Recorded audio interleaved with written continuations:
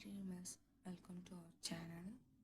Disclaimer ஸ்க்ரீனில் add பண்ணியிருக்கேன், check பண்ணிக்கோங்க. இப்போ அவங்க வீடியோக்குள்ளே போகலாம். நம்ம மாஃபியா கிட்னாப்பரோட பார்ட் 4 தான் பார்க்க போகிறோம். இதோட title reveal the real story. சரி, நம்ம கடைசியாக எங்கே விட்டுருந்தோம்னா, ஜிமின் ஒயன் அப்புறம் ஷாவோட கதையை கேட்டுட்டு அவர் சிரிச்சுக்கிட்டே இவ்வளோதானே உங்கள் கதை அப்படின்னு சொல்லியிருப்பார். அதோட தான் முடிச்சிருப்போம். இப்போ அவங்க கண்டினியூ பண்ணலாம். அப்போ ஜிமின், உண்மையிலே என் வாழ்க்கை எவ்வளோ மோசம் தெரியுமா அவங்களுக்கு அப்படின்னு சொல்லி அவர் ஃப்ளாஷ்பேக்குள்ளே போகிறாரு. சரி, நாங்கள் நம்மளும் அந்த ஃப்ளாஷ்பேக்குள்ளே போகலாம். இப்போ ஒரு ஹாஸ்பிட்டல் தான் காட்டுறாங்க. அந்த ஹாஸ்பிட்டலில் ஒரு குழந்தை ஒரு அம்மா கையில் வச்சு அழுதுகிட்டு இருக்கு. அழுகாதடா தங்கம் அப்படின்னு சொல்லி அவங்க கையில் வச்சு ஆட்டிட்டு குழந்தைய தூங்க வச்சுட்டு தொட்டிலில் போட்டு அவங்களும் தூங்கிடுறாங்க. அப்போ திடீர்னு யாரோ ஒரு 2 பேர் பிளாக் ட்ரெஸ் போட்டுட்டு அந்த அம்மா தூங்குறாங்கன்றது கன்ஃபார்ம் பண்ணிவிட்டு அவங்க ஹஸ்பண்ட் வேற எங்கேயோ போயிருக்காங்கன்றதையும் கன்ஃபார்ம் பண்ணிவிட்டு அந்த குழந்தைய எடுத்துகிட்டு வேற ஒரு இடத்துக்கு கூப்பிட்டு போகிறாங்க. அது இப்போ பிறந்த ஒரு பிஞ்சு குழந்தை. அதை கூட்டிக்கிட்டு அவங்க போகிறாங்க. அப்போது அந்த குழந்தைய எடுத்துகிட்டு போய் ஒருத்தர்கிட்ட, சார் நீங்கள் சொன்ன மாதிரி ஒரு ஆண்மலை பையன் கிடச்சிட்டான் அப்படின்னு சொல்லி நீட்டை கொடுங்கடா அப்படின்னு சொல்லி அந்த குழந்தைய வாங்கி, இதுக்கப்புறம் இவன் தான் என் பையன் இடத்துல இருப்பான் அப்படின்னு சொல்லி சொல்கிறது வேறு யாரும் இல்லை, மிஸ்டர் பார்க். மிஸ்டர் பார்க் தான் அந்த குழந்தைய கடத்திட்டு வந்திருப்பாரு. இனிமேல் அவன் தான் என் பையனாக இருப்பான்னு சொல்லியிருப்பாரு. தான் பையனை பத்திரமா பார்த்துக்கணுன்றதுக்காக அந்த குழந்தைய அவர் கடத்திட்டு வந்திருப்பாரு. தான் பையன் இருக்க வேண்டிய இடத்துல இப்போ அந்த குழந்தைய மாற்றுறாரு. மாற்றிட்டு இதுக்கப்புறம் இவன் பேர் பார்க் ஜிம் அப்படின்னு சொல்லுவார். இப்படியே இந்த சீனை கட் பண்ணிட்டு ஒரு 5 இயர்ஸ்க்கு அப்புறம் காட்டுறாங்க. ஒரு பையன் கன்னை கையில் வச்சுக்கிட்டு நின்றுக்கிட்டு என்னால் பண்ண முடியாது அப்படின்னு சொல்லி அழுகிறான். அப்போ ஒருத்தர், ஏய் இதை மட்டும் நீ பண்ணலனா உன் தம்பியை நான் கொன்றுவேன் அப்படின்னு சொல்லி மிரட்டுறாரு. ஆக்சுவலி அந்த பையன் ஜிம்லாம் போய் ஒருத்தவனை கொலை பண்ண சொல்லியிருப்பாரு. நான் செய்ய மாட்டேன் அப்படின்னு சொல்லி ஜிம்மின்னு அழுவோம். நான் உன் தம்பியை கொன்றுவேன் அப்படின்னு சொல்லி மிஸ்டர் பார்க் என்ன பண்ணுறாரு, ஜாக் ரூமுக்கு போய் ஜாக்கோட கையில் கத்தியை வச்சு லைட்டாக கிழிச்சு விட்டு அவர் ரத்தத்தை காமிச்சோடனே ஜிமினுக்கு பயம் வந்துருச்சு. எங்கே என் தம்பியை அவங்க கொன்றுவாங்களோ அப்படின்னு சொல்லி பயந்துக்கிட்டு அவர் அந்த பயத்திலேயே அந்த கொலை பண்ண போய் பயத்திலே கொன்றுப்பார். அங்கேயே மயக்கம் போட்டு விழுந்துடுறாரு. மிஸ்டர் பார்க், நீ இந்த மாதிரி மயக்கம் போட்டு விழுந்துக்கிட்டே இருந்தீங்கன்னா நீ எப்படிடா மாஃபியா ஆவாங்க? என் பையன் இன்னும் கொஞ்சம் வருஷத்தில் வந்துடுவான். நீ என் பையன் கிடையாது. என் பையனுக்கு பிஏவாக நீ ஒர்க் பண்ணணும். என் பையனை உன் உயிரை கொடுத்து காப்பாற்றணும். அதுக்கு தகுந்த மாதிரி நீ ப்ரிப்பேர் ஆக வேணான்னு இந்த மாதிரி தான் ஜிமினை தான் பையன் இல்லைன்றத சொல்லி தான் வளர்த்துருப்பார் மிஸ்டர் பார்க். ஜிமின் இப்படி தான் வளர்ந்துருப்பார். அப்படியே இப்போ ஜிமின் காலேஜ் இயர்ஸ் பார்த்துக்கா, ஜிமின் ஒயனை பார்த்தோன்னே நிஜமாக லவ் பண்ண ஆரம்பிச்சு 2 பேருமே ட்ரூவாக லவ் பண்ணி 2 பேரும் ஃபைனலி ஃபஸ்ட் இயர் ஃபைனலில் மாற்றி ப்ரப்போஸ் பண்ணி அக்செப்டும் பண்ணியிருப்பாங்க. அப்போ தான் ஒயன் நீ என்னை விட்டு போக மாட்டல ஜிமின்னு கேட்டப்போயும் ஜிமின் நான் உன்னை விட்டு போக மாட்டேன் அப்படின்னு சொல்லி வாக்கு கொடுத்துருப்பாரு. அதுக்கப்புறம் ஜிமினும் ஒயனும் அப்பப்போ டேட்டிங் அப்படி இப்படின்னு ஜாலியாக தான் இருந்திருப்பாங்க. அதுக்கப்புறம் ஒரு நாள் ஒயன் கிளாஸ் ரூமில் இருப்பா. காலேஜ் முடிஞ்சிருக்கும், பட் அவள் கிளாஸ் ரூமில் இருந்து அவள் அப்படியே டேபிளில் சாஞ்சி படுத்துட்டு அழுதுகிட்ருக்கா. ஜிமின் என்னடா இவளை காணும், எப்பவும் நம்ம தான் கொண்டு போய் விடுவோம், இவ்வளோ நேரம் காணுமே அப்படின்னு சொல்லி கிளாஸ் ரூம் வந்து பார்க்கவும் அழுவும். என்னாச்சுன்னு கேட்டேன். இல்லை ஜிமின், இன்னைக்கு வீட்டில் ஒரே சண்டை, எனக்கு வீட்டுக்கு போகவே பிடிக்கல அப்படின்னு சொல்லி ஒயன் அழுகிறா. ஆக்சுவலி காலேஜில் மழை பெஞ்சிக்கிட்டு இருக்கும். காலேஜ் விடுறதுக்கு முன்னாடிலேருந்தே மழை பெய்யும்.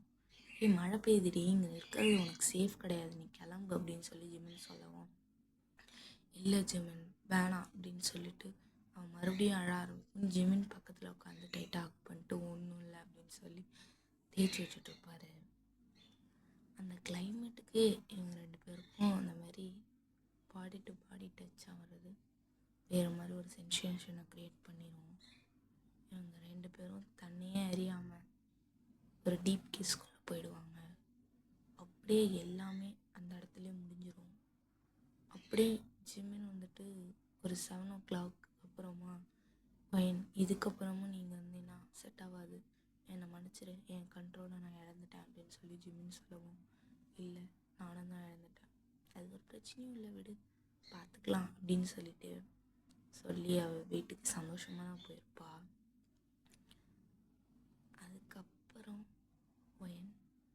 ஒரு 1.5 months அப்புறமா ஒயனுக்கு பீரியட்ஸே ஆகலை. என்னடா அப்படின்ற மாதிரி யோசிச்சுக்கிட்டே காலேஜ் விட்டு கிளம்பும் போது ஜிமின் நான் அவனை ட்ராப் பண்ணுறேன்னு சொல்லவும், இல்லை இன்னைக்கு வீட்டில் எல்லோரும் இருப்பாங்க, வேண்டாம் இன்னைக்கு நானே போய்க்கிறேன் ஜிமின், நீ பார்த்துப்போ அப்படின்னு சொல்லி ஒயன் ஜிமினை அவாய்ட் பண்ணிட்டு போகிறா. ஜிமினுக்கு இவள் அவாய்ட் தான் பண்ணுறான்றதை புரிஞ்சுக்கிட்டு ஜிமினும் இவன் எங்கே தான் போகிறா அப்படின்னு சொல்லி ஃபாலோ பண்ணிட்டு வந்திருப்பாரு. அப்போ ஒயன் ஒரு மெடிக்கல் ஷாப்புக்குள்ளே போய் என்னத்தையோ ரகசியமாக வாங்கிட்டு போகிறா. இவளுக்கு ஏதோ உடம்பு சரியில்லை போல இருக்குன்னு ஜிமின் பதட்டமா உள்ளே போய் அவங்க என்ன வாங்கினாங்க அப்படின்னு சொல்லி கேட்க, சார் அதெல்லாம் பர்சனல், எப்படி சார் நாங்கள் சொல்கிறது அப்படின்னு சொல்லி அவங்க சொல்ல, she is my girl friend அப்படின்னு சொல்லி ஃபோட்டோ எடுத்து காமிச்சிடணும்.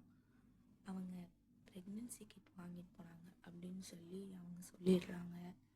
அப்போ ஜிமினுக்கு வந்துட்டு என்னது ப்ரெக்னென்சி கிட்டா, எதுக்காக, ஏன், ஒரு வேளை அவள் ப்ரெக்னெண்ட்டாக இருக்காளா, ஆனால் ஒரே டைமுக்கு எப்படி ப்ரெக்னெண்ட் ஆக முடியும் அப்படின்னு சொல்லி ஜிமின் யோசிச்சுக்கிட்டே ப்ரெக்னெண்ட்டாக இருக்கான்னு தான் எனக்கு தோணுது அப்படின்ற மாதிரி அவர் யோசிச்சுட்டு அப்படியே அங்கேருந்து கிளம்பிடுறாரு. நெக்ஸ்ட் டே நீங்கள் காலேஜுக்கு வரல, நீங்கள் லீவ் போட்டீங்க. ஜிமினுக்கு அப்போவே புரிஞ்சிடுச்சு இவன் வேறு ஏதோ செய்ய போகிறான்ட்டு. அவர் உங்கள் வீட்டுக்கு வந்திருப்பார், நீங்கள் ரகசியமாக பதுங்கி ஹாஸ்பிட்டல் போகிறீங்க. ஜிமின் பார்த்துட்டு சிரிச்சுக்கிட்டே ஹாஸ்பிட்டல் போறியா அப்படின்னு சொல்லிட்டு கூட பின்னாடியே தான் வந்திருப்பார். நீங்கள் அந்த டாக்டர்கிட்ட போய் செக் பண்ணி பார்த்துட்டு பேபி ஹெல்த்தியாக இருக்குது அப்படின்றத அண்டர்ஸ்டாண்ட் பண்ணிட்டு வந்திருப்பீங்க. ஜிமின் வந்துட்டு அந்த டாக்டரோட ஃப்ரெண்டு தான். அவர்கிட்ட போய் கேட்கவும் ஜிமினுக்கும் அந்த ரிப்போர்ட்லாம் கொடுக்கும். இதே மாதிரி தான் ஒரு 10 days பக்கம் போயிருக்கும். அதுக்கப்புறம் தான் உங்கள் அம்மா கிட்ட நீங்கள் பிரியாணி சாப்பிட்ணுன்னு ஆசையாக இருக்குன்னு கேட்டிருப்பீங்க. உங்கள் அம்மாவுக்கு நீங்கள் ப்ரெக்னெண்ட்டாக இருக்கிறது தெரியாது, ஷாக்கு தெரியும். ஷாக்கிட்ட நீங்கள் சொல்லிட்டீங்க. நீங்கள் கேட்கவும் ஃபுல்லாக ஆசையாக கேட்குதுன்னு தான் போயிருப்பாங்க. இவ்வளோ நடந்திருக்கும். நீங்கள் அதுக்கப்புறமா உங்கள் அம்மாவை தேடி காய்கறி கடை வரைக்கும் போன பிறகு, ஷா நீ இங்கே இருக்கிறது சேஃப் இல்லை, உனக்கும் பேபிக்கும், நீ கிளம்பு, நான் இதுக்கப்புறம் நான் பார்த்துக்கிறேன்னு சொல்லியிருப்பா. அதுக்கப்புறமா தான் இந்த பக்கம் வந்திருப்பா. இவங்க அம்மா இறந்தது எல்லாமே நடந்திருக்கும். இப்போ என்ன சீன் காட்டுறாங்கன்னா, அவங்க அம்மா இறந்த 2 days அப்புறம் ஷாவை ஹாஸ்பிட்டல்லேருந்து டிஸ்சார்ஜ் பண்ணியிருப்பாங்கல்ல, அந்த சீனை கட் பண்ணிட்டு காட்டுறாங்க. அதே ஹாஸ்பிட்டலில் ஜிமின் நிற்கிறாரு. என்னன்னா வீக்கு பைக் ஆக்சிடெண்ட் ஆயிடுச்சு, நீங்கள் வாங்க சார் அப்படின்னு சொல்லி ஜிமினுக்கு ஃபோன் வந்திருக்கும். ஜிமின் அடித்து குடிச்சு வந்திருப்பாரு. அப்போ வந்துட்டு ஜிமின்கிட்ட, சார் அவருக்கு ஏபி நெகட்டிவ், அந்த பிளட் ரொம்ப ரேர், அந்த பிளட் யாருக்கும் அவ்வளோ சீக்கிரம் கிடைக்காது, இப்போ எங்கள் பேங்க்கில் அவைலபிள் இல்லை, நீங்கள் யாராவது பிளட் டோனர் அரேஞ்ச் பண்ணுங்க அப்படின்னு சொல்லி டாக்டர் சொல்லிட்டாரு. ஜிமின் வந்து நானும் ஏபி நெகட்டிவ் தான் அப்படின்னு சொல்லிட்டு போய் அந்த பிளட்டை கொடுத்துட்டு வந்திருப்பாரு. அப்போ வந்து அந்த டாக்டர் வந்து, உங்கள் 2 பேர் பிளட்டு ரொம்ப சிமிலராக இருக்குது, நீங்கள் ஏதாவது கூட பிறந்தவங்களா அப்படின்னு சொல்லி ஜிமினை பார்த்து கேட்க, அப்படின்னு தான் 2 பேருக்கும் சந்தேகம் வந்திருக்கும். அப்போ வந்து தயான் ஒரு விஷயம் சொல்லியிருப்பாரு, நான் சின்ன வயதாக இருக்கும்போது என் தம்பியை யாரோ கடத்திட்டு போயிட்டாங்க, அவன் பிறந்த பச்சை குழந்தை, அவனை கடத்திட்டு போயிருப்பாங்க அப்படின்னு சொல்லி தயாங் அடிக்கடி சொல்லுவார். ஜிமின் வந்துட்டு வீக்கோட தம்பியாக இருப்பானோ அப்படின்ற சந்தேகம் விக்கும் ஜிமினுக்கும் இப்போ தான் வருது. இவங்க 2 பேரும் என்ன பண்ணுறாங்கன்னா டிஎன்ஏ டெஸ்ட் எடுத்து பார்க்குறாங்க. நிஜமாவே வி தான் ஜிமினோட அண்ணன். அப்போ வி வந்து அவங்க ஃபேமிலிக்கு கால் பண்ணி இதெல்லாம் சொல்லவும் அவங்க ஃபேமிலி வந்து ஜிமினை கட்டிப்பிடிச்சிட்டு அழறாங்க.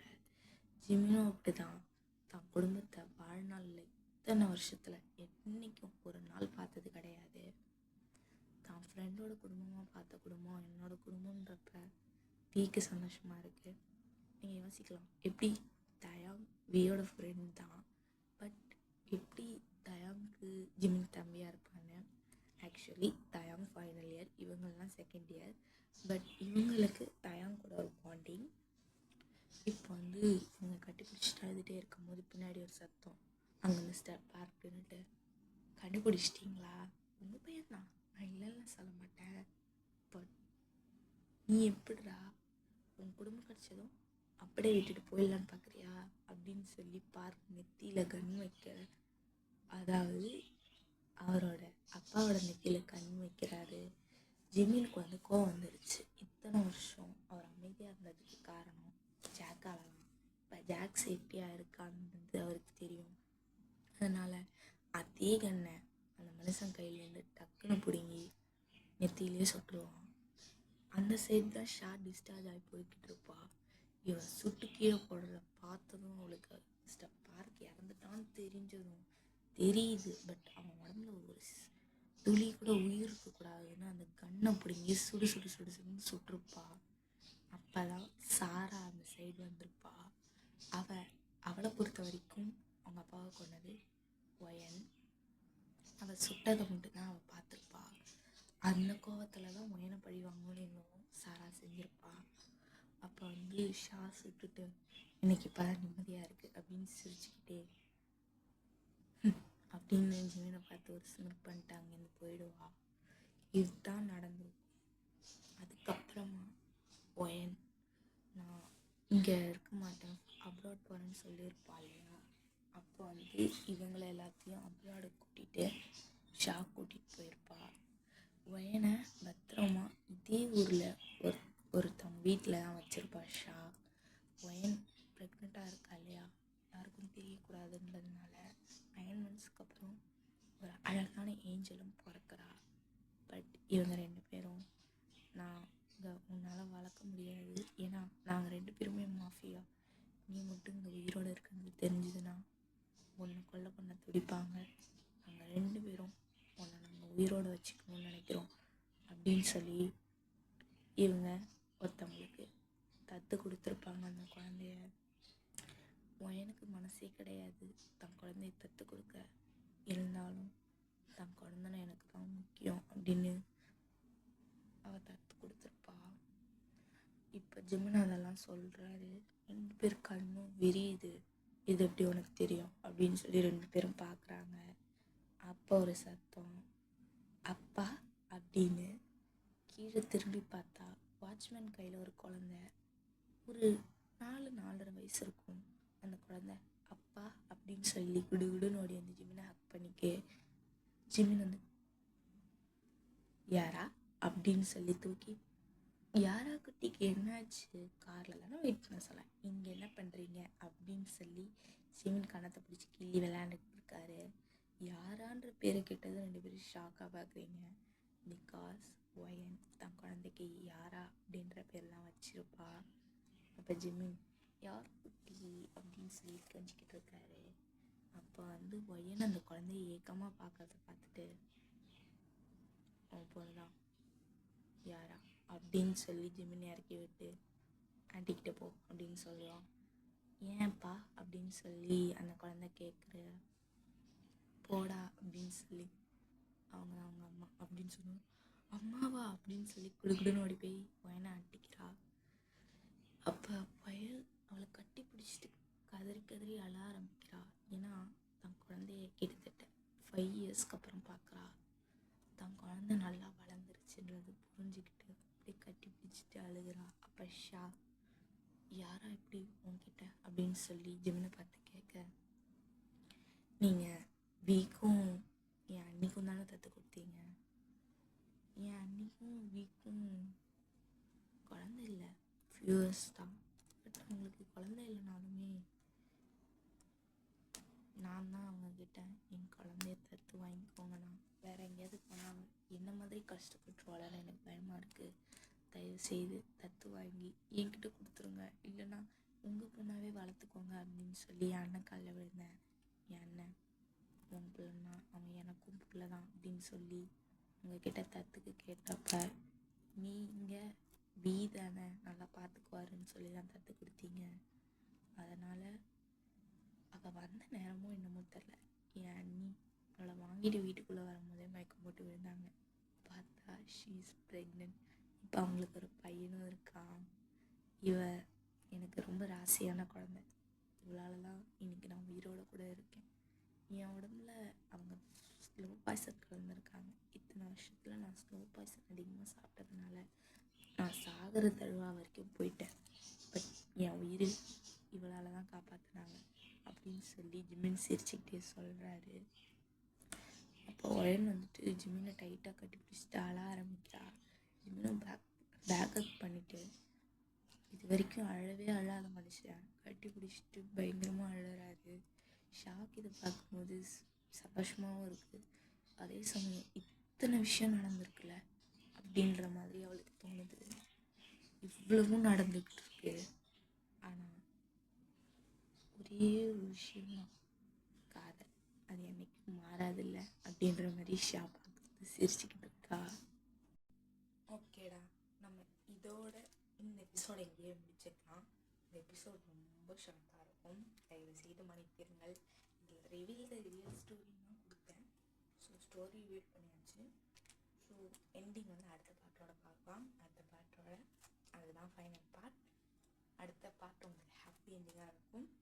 ஸோ பாய்டா. ஆமாம்.